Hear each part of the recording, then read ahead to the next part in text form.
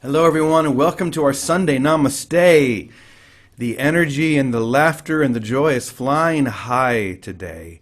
We just finished, those of us who are here live, watching a video and listening to a song that I'm sure all of you remember.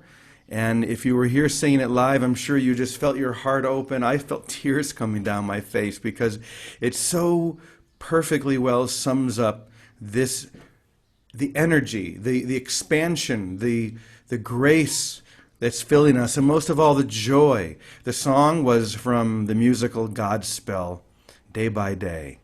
And that beautiful prayer, which I believe came from St. Ignatius of Loyola, day by day, oh dear Lord, three things I pray: to see thee more clearly, to love thee more dearly, and follow thee more nearly, day by day.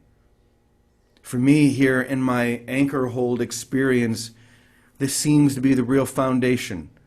Every day to just simply do this, not to make it complicated, not to have it goal-oriented. The only goals are those three: to see everything, to see the divine more clearly every day, to love the divine every moment, more dearly every day, and to follow that vision every day more dearly, more nearly. This is my prayer, and I think if we can all in our own way, in our own life, find ways that we can just make those three things the focus, it does get very simple and so beautiful. And this morning, I also want to share a couple of things that I think just kind of roll beautifully right into that. And it started off with just two sentences that came to me yesterday. And basically, these two sentences are just two sides of one coin.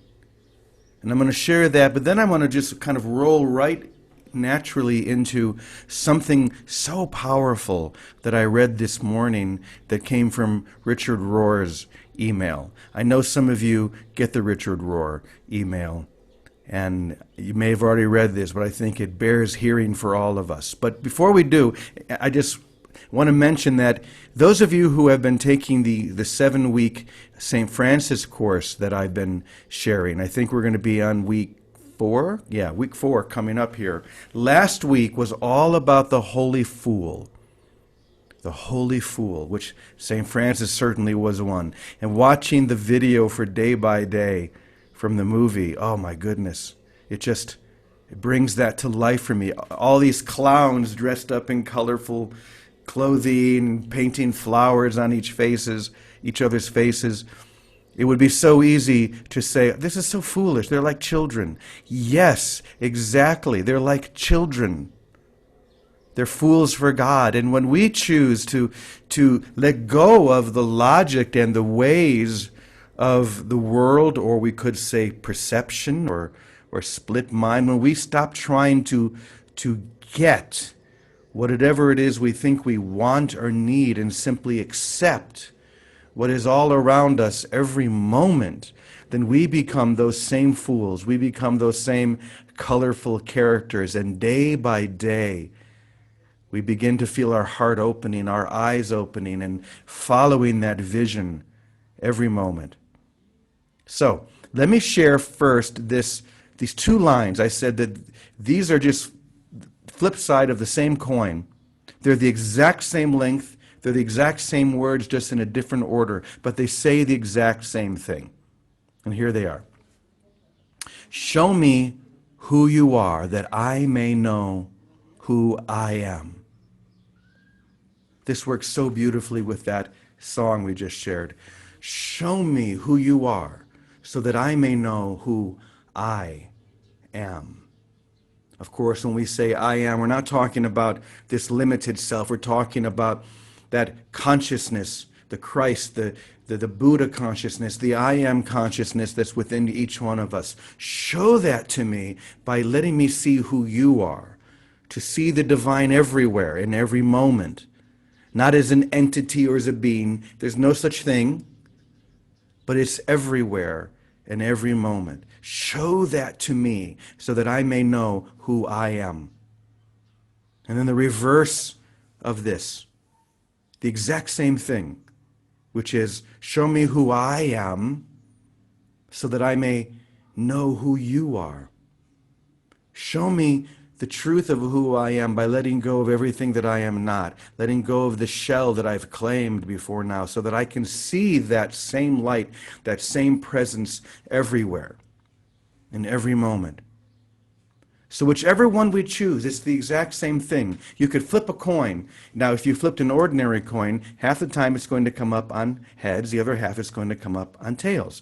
But if you flip this coin 100 times, every time it's going to be saying the exact same thing, because there's only one expression, one lesson to share. Now that leads very directly into what I wanted to talk about today, what I read today in Richard's email. And this was so powerful because the temptation so often is when I begin to have that experience, I begin to find myself with a group of people, whether it be on these morning sessions, living here at Namaste, living in another community, or studying a certain book, whatever it may be, the tendency then is to become locked inside, sort of like I'm locked inside these walls, but not to be able to see the beautiful flow that is happening every moment all around me. I'm not really sure how to explain this exactly because this is so deep, but the problem so often is that when we get into a certain group, we become blinded to anything but that which is within that group or within those walls. And humility, this is the key. Always, if I want to see God more clearly, to love God more dearly, to follow God more nearly, I need to first be able to fall back and to realize that on my own I can do none of this. And yes, being with a community, being with a family of light that I can share this with, opens up that door, but we have to keep that door open. Otherwise, I fall prey to a very limited thought system that can't see outside that group. So let me read a little bit of what Richard shared this morning. I think you'll see what I mean. So this is from this morning's email. When we are content and satisfied on the inside of any group, we seem to suffer from a structural indifference. A structural indifference. We do not realize that it is largely a belonging system. I like that. A belonging system. In other words, you do belong with us or you don't belong with us. It's one way or the other. We do not realize that it is largely a belonging system that we have created for ourselves. It is not until we are excluded from that system that we're finally able to recognize its idolatries, its lies, or shadow side.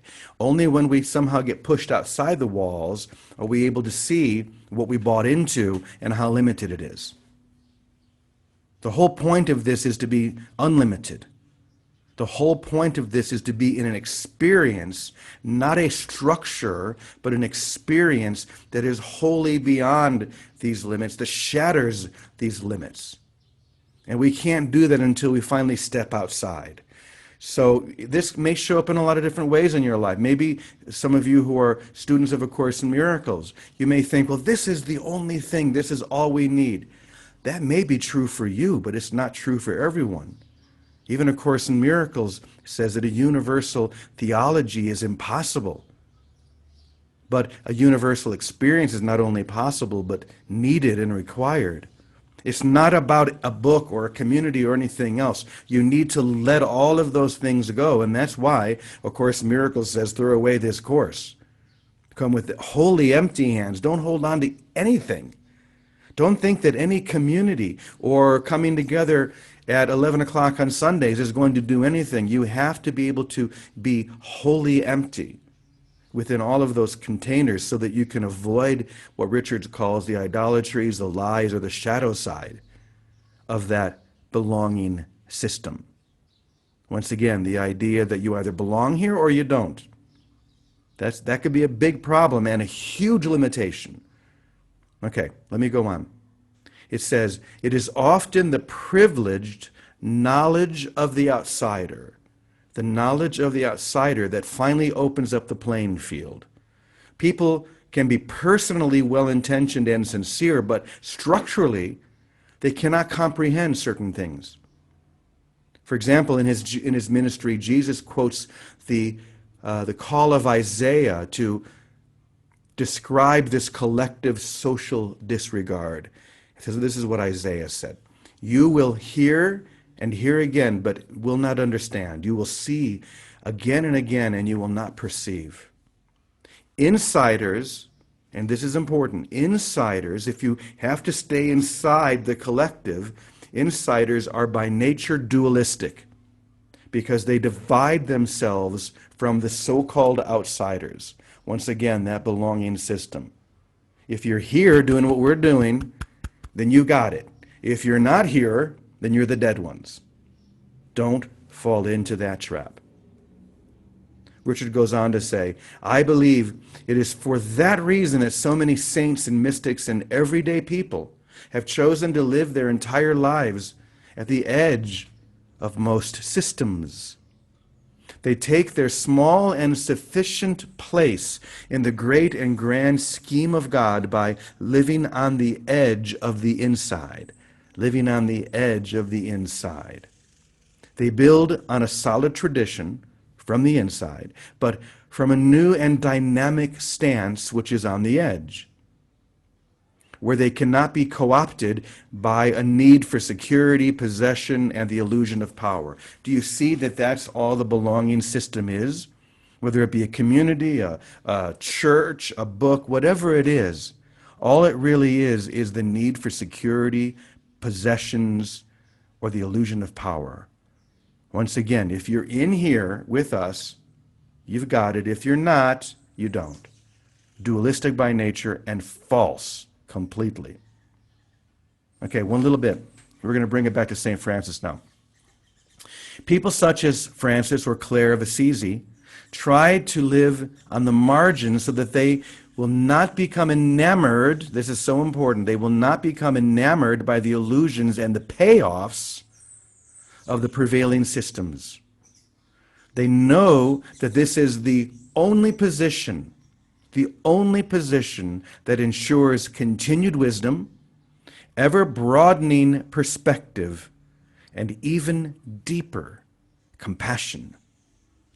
That's so powerful. They know that this is the only position, being on the outside or the edge of the inside. This is the only position that ensures continued wisdom, ever-broadening perspective, and even deeper compassion. Such choices may be seen in the lives of monks, nuns, hermits, or Amish communities. There are softer forms, too, like some of you, people who do not watch TV, people who don't watch the news, or who live under the level of a taxable income. People who make prayer a major part of their day. People who deliberately place themselves in risky situations for the greater good. It is ironic that we must go to the edge to find the center. Isn't that a powerful statement? It is ironic that we must go to the edge if we are to find the center. But that is what prophets, hermits, and mystics invariably and always do. So the good stuff is on the edge. If we want to see more clearly, love more dearly, follow more nearly, if we want to have that intimate experience of where we started, which is, show me who you are so that I may know who I am, and vice versa, saying the exact same thing. If I want that and only that, I can't be co-opted into believing that I'm part of the special group. There is no special group. The idea of any specialness is it's like deflating the whole balloon. Here you are in this hot air balloon lifting higher and higher, and then the idea of specialness comes and punctures it, and guess what happens? It comes right back.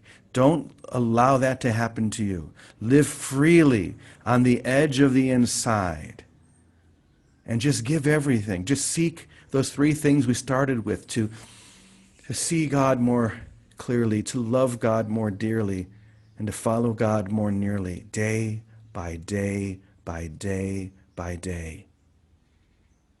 It's really so simple. So I'm going to go ahead and invite Vicky now to come on in and share with us her practical answer to this. Morning, Vicky.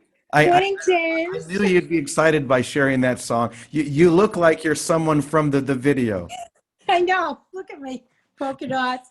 I have a great T-shirt on. We are one. I'll show you my T-shirt from all the books we did.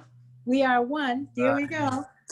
But yeah, I could have been in that play. In fact, David did that play a lot around here. So yeah, and I have spent my life on the margins. That's why I was self-employed. And I think that's why you'll find many people that were self-employed.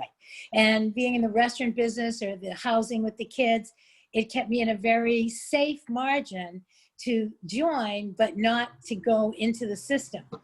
Anyway, I knew you were going to love Richard Rohr this morning. I was reading it thinking, oh, he's going to do this one. He's going to love it. So this is what I would add to that. And this is because of your year in the anchor hold, and it gave me the inspiration to do that same sincerity of opening up, but in relationship, not as you are doing it in the silence and quiet, but more in terms, and I needed that because I could live on the margin also of relationship. So I'm learning not to do that. So instead of saying, so for me, the altar of show me who you are to spirit, show me my Father, show me spirit, so that I may awaken and arise into the light of who I am. The altar is not simply within, it's without as well. When I look at a brother, and that's all they talk of, whether it's Christ vision or seeing truly, so it's not show me, but I see who you are. Then it comes back to me.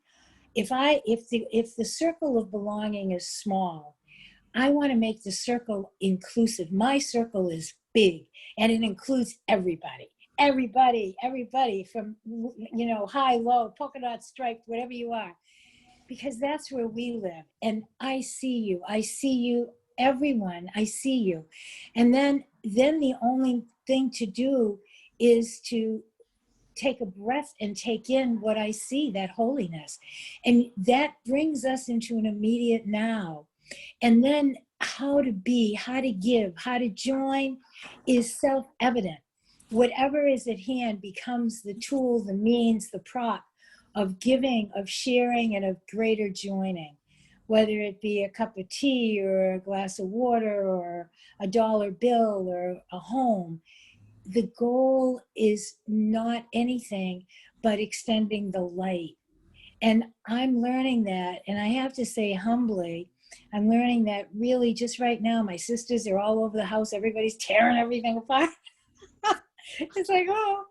And I have learned, because I'm so task-oriented naturally, and being self-employed all my life. I spent 55 years self-employed. I could draw my own circle and stay on the margin and do what I want. I'm learning the value of joining and letting the relational situation be the altar, truly, practically, in the very moment of now, rather than the task. I'm so project or task oriented, I could get things done, just follow my own guidance, follow the prompts, and then see where they land with people. This is different. I'm not doing that. I'm following the prompts of relational living and listening and joining. And I didn't realize it was so different, but I'm discovering it and seeing the light, and then seeing the walls melt and fall away, literally. So that see who I am, I see who you are. Show me who you are, I see who you are.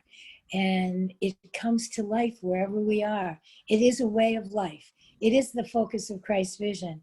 But I've never, until the last few months, taken it on and seen the fruits of it so clearly before. So clearly, so dearly, so nearly. Isn't that a great song? Yeah, one of the best. One of the best. Thank you. You should see me sometimes. I'm here in my little hut just singing away, and that's one of them. That and Yep. Yogananda chants, those are my favorites Yeah. because they're just repetitive over and over and over again, saying the same thing, so it goes deeper and deeper every Yeah. time. And Vicky, there are three words that you said that really struck me. You called it the immediate now. Yeah. I love that. The Yeah. immediate now. What's happening right here, right now. Hi, Lily. You keep talking for 1 second. Lily wants Yeah. to come in my All right. so. The immediate now implies no past and no future. The immediate now is this big ontological, big opening within us that literally is bringing and birthing in heaven on earth if we stay very tuned to it. And the easiest way actually is to stay tuned to it with the lily, the being in front of us. And then there's no past, no future. And then it's a wondrous present. Oh, Lily, you look like you had a bath. She's actually kind of dirty right now, but Oh, that's she looks okay. great on film, on camera. So I yeah, love it's that. Yeah, yeah, that's it right there. What's happening right now? Whoever's right in front of me right now. This is literally my salvation. This is literally the Christ. Whoops, let me bring this back. We so often have this need to make it metaphorical. It's not metaphorical. This is real. This is tangible. All we need to do is to open up our eyes to see. And that's why that prayer is so important. Like day by day, let me do this just a little more each day. Open my eyes, my heart, and follow only you. If we can just make that our prayer and follow that guidance, then the structures that we think we need to fall into for security, whether it be a job, a business, a spiritual community, a church, whatever it is, they may have value, but the need to be on the inside, to be one of the in crowd, like I have it because I live here. No, that's the proof you don't have anything. As soon as you think that, as soon as you see anyone else as different and you as special, come humbly before God and ask to be shown the truth. The truth is so simple. We just have to seek it day by day, day by day.